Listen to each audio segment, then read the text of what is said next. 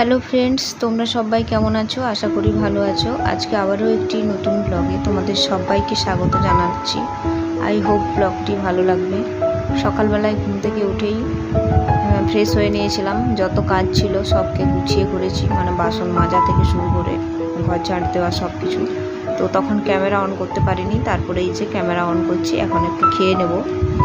আর আজকে হচ্ছে ছুটির দিন, তো আমার হাজব্যান্ড বাজারে গেছিলো, তো সেখান থেকে যে চপ নিয়ে এসছে, চপ আর মুড়ি দিয়ে দুজন মিলে খেয়ে নেবো। আর সকালবেলায় চা বিস্কিট যেরকম খাই সেরকম তো খেয়েছি।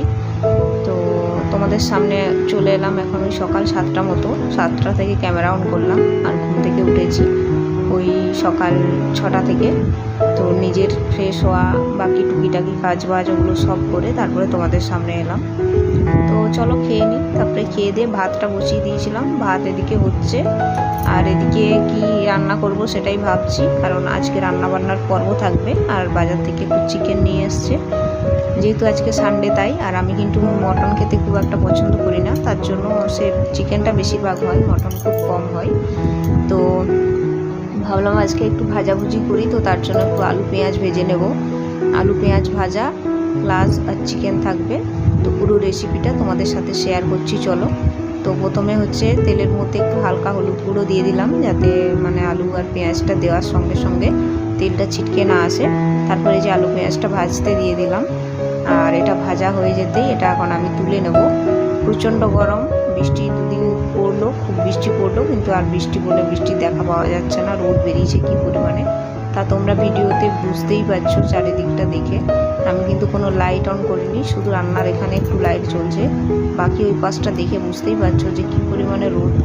তো এইটুকু বেলা তাতে এত রোদ, তো গরম প্রচুরই, কিছুতেই কম হচ্ছে না। কখনো বৃষ্টি হচ্ছে ঠিকই, কিন্তু কম, মানে যে টানা একটা বৃষ্টি হবে সেটা নয়। তারপরে বাজার থেকে কিছু ফল নিয়ে এসছে, ফল বলতে যে খেজুরের প্যাকেট একটা এনেছে, কলা এনেছে, আর বলতে যে আম এনেছে, 3টে আম আছে। তো আমটা খুব মিষ্টি, খেয়েছিলাম তাই বললাম। আর ফলের মধ্যে কলাটা একটু আমরা খাই আর খেজুর খাই, যেহেতু আমার হিমোগ্লোবিন লেভেল একটু কম আছে, তো তার জন্য একটু আয়রন জাতীয় খাবার খেতে হবে। তারপরে এই যে আলু ভাজা তুলে কড়াইটার মধ্যে আবার একটু তেল দিয়ে এবার চিকেনটা কষিয়ে নেবো, মানে চিকেনটা করে নেবো।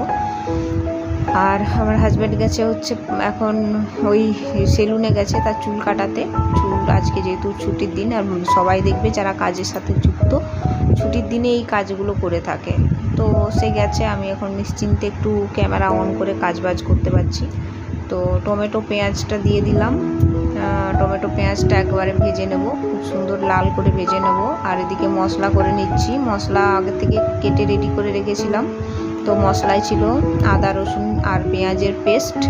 পেঁয়াজ কিন্তু অল্প কেটে দিয়েছি, অল্প পেস্ট করে দিচ্ছি, তাতে দেখবে ঝোলটার টেস্ট একটু ভালো আসে। আর খুব সুন্দর করে মানে কষিয়ে নেব, যাতে হচ্ছে মশলা থেকে তেল ছেড়ে যায়। আর কাঁচা লঙ্কার ঝাল থাকছে। তারপরে যে ম্যারিনেট করে রাখা ছিল যে মাংসটা, একটু লেগ পিস থেকে আনা করেছি। তো আমি একটু মানে হার্ড টাইপের খেতে পছন্দ করি, সে আবার সেটা পছন্দ করে না, মানে যার যেরকম রুচি আর কি।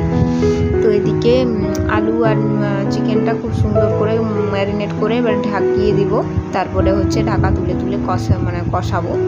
তো ওই মাংসের জলেই কিন্তু মাংস আর আলুটা অনেকটা সেদ্ধ হয়ে গেছে। আলু তো সেদ্ধ হয়েই গেছে, আর মাংসটাও পুরো বেশিরভাগটাই সেদ্ধ হয়ে গেছে, সেটা তোমরা দেখেই বুঝতে পারছো যে কী পরিমাণে তেল বেরিয়েছে। আর মাংসটা অনেকটা কমে গেছে, মানে জলটা পুরোটাই বেরিয়ে গেছে মাংস থেকে। তারপরে যে অল্প পরিমাণে একটু জল দিয়ে দিলাম, মাখা মাখা করে নেবো। আর একটু ঝোলটা ফুটে গেলেই লবণটা মানে দেখে নেব, আর গরম মশলা দিয়ে নামিয়ে নেব। তো এই রেসিপিটা তোমাদের কেমন লাগলো অবশ্যই জানাবে। আর দেখবে খুব বেশি ঝোল হলে আবার চিকেন খেতে খুব একটা ভালো লাগে না, তার জন্যই মাখা মাখা করে নিই। আর খুব টেস্ট হয়েছিল, তো সেটাই তোমাদের সাথে শেয়ার করলাম।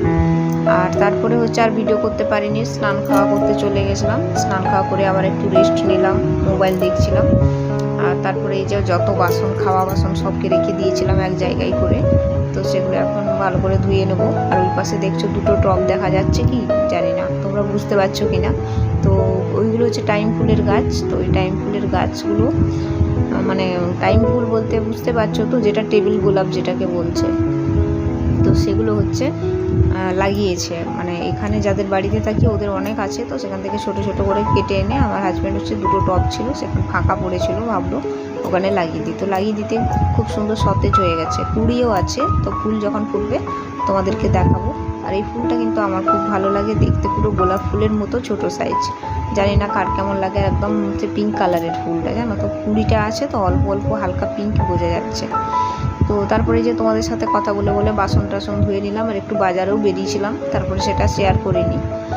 আর তারপরে আটা মাখিয়ে নিলাম, আর দিনের যে চিকেন আছে তো ভাবলাম চিকেন দিয়ে রুটিটা খাওয়া হয়ে যাবে। আর সব দিনই আমরা ভাত খাই প্রায়, আর যেদিন এরকম চিকেন হয় ওই দিনটাই শুধু রুটি করে নিই, কারণ চিকেনটা ভাত দিয়ে আর রাত্রেবেলা ভালো লাগে না, যেহেতু ঠান্ডা থাকে। গরম করলেও না ওইটার আর মানে খেতে ইচ্ছা করে না ভাতের সাথে, তো তার জন্য রুটি করে নিলে চিকেনের সাথে রুটি খেতে বিশেষ করে আমিও পছন্দ করি, আমার হাজব্যান্ডও পছন্দ করে, তো তার জন্য রুটিগুলো করে নিচ্ছি। আর আমার এই সকাল থেকে সন্ধ্যা পর্যন্ত মানে কাজবাজ তোমাদের কেমন লাগলো অবশ্যই কমেন্টে জানাবে। যদি ভালো লাগে অবশ্যই ভিডিওতে একটা লাইক করে দিও। আর যদি প্রতিদিন ব্লগ ভিডিও আমার দেখতে চাও তাহলে অবশ্যই চ্যানেলটা সাবস্ক্রাইব করে আমার সঙ্গে থেকো। আমি কিন্তু সকাল ওই 10:30 থেকে 11টার মধ্যে আমার ভিডিও আপলোড করে থাকি। যদি ভালো লাগে তো অবশ্যই আমার চ্যানেলটা সাবস্ক্রাইব করে আমার সঙ্গে থাকবে আমার প্রতিদিন লাইফস্টাইল শেয়ার করার জন্য। আর যারা আমার চ্যানেলটা সাবস্ক্রাইব করে রেখেছো তোমাদেরকে অসংখ্য ধন্যবাদ জানাই। তো আজকে এখানে শেষ করলাম, আগামীকাল আবার দেখা হবে। তো